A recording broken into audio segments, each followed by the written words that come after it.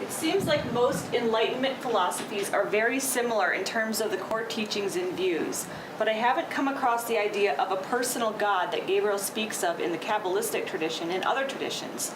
If there is one reality, then how can different sages come to different understandings in general and specifically in regard to a personal God?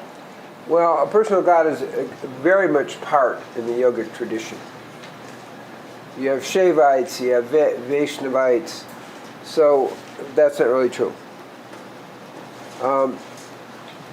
So there is a personal God. There's so many stories in the yoga. There's more stories in the yoga tradition than there are really in the Kabbalistic Hebrew tradition about, Krishna and so forth. So this is the key understanding. If you're just doing Advaita Vedanta, there's not a personal God, but there is. Paradoxical is the Advaita Vedantists that that most people are familiar with, Nisargadatta, Rama Maharshi, specifically did personal God pujas every day. So we kind of look at that and see why do they do that? Because in the yogic tradition we call bhakti. You want to keep the heart open. You've got rasa. So what happens when this is, no personal God, there's a missing of rasa. And so these enlightened beings, even after enlightenment, are still doing pujas, personal God, prayers to personal God. That's a very important principle. And at the same time, in Kabbalistic tradition, there's only God. But at the same time, there's a play of the personal God. So it is a concept that God is always intervening in our lives. Now, there's a story, just to make the point, and there's a yoga story, making the point further. There was a guy working Advaita Vedanta, non-dual philosophy, and he was never acknowledging the personal God, but Shakti got a little annoyed with him and struck him with intractable diarrhea. That's a big deal. India, it's a big deal. He was so miserable. He was like a saint already. He was so miserable that he decided to commit suicide by walking into the water and drowning himself. So he walks in the water, and the water divides. He says, "This is too much. I surrender. I acknowledge the Shakti energy, but please stop the diarrhea."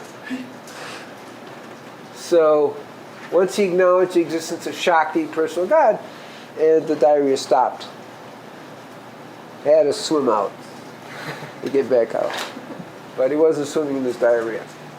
So let's get clear. When we talk theoretically, non-dual, no God. Okay, no personal God. When you talk practically, when you study what did these great enlightened beings do that we know about, there is a personal God. So,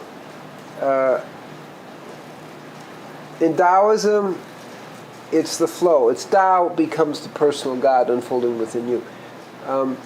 The only tradition that blatantly, because Islam obviously is Allah, personal God. In Native American traditions,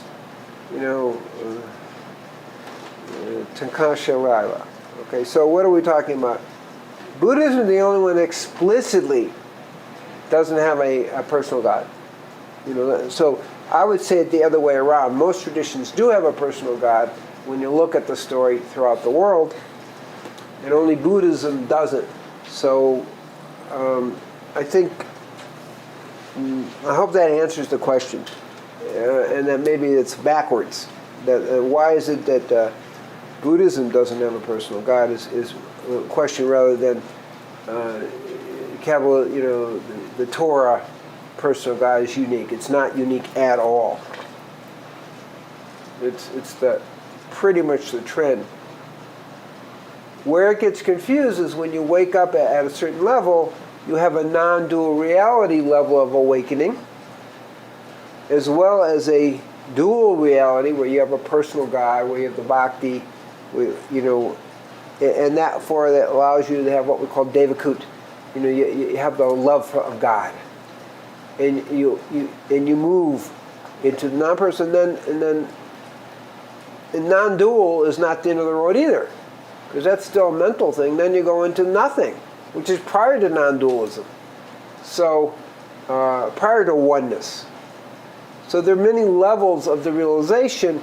All the great paths ultimately will talk about. The Sufi is the same thing. That they clearly have a personal God, but then that at a certain level of perception disappears. But we don't want to get confused as if that's the only perception. There are multiple levels of perception, all of which, in a certain way, using yogic terms, keep the rasa going. It's a good question.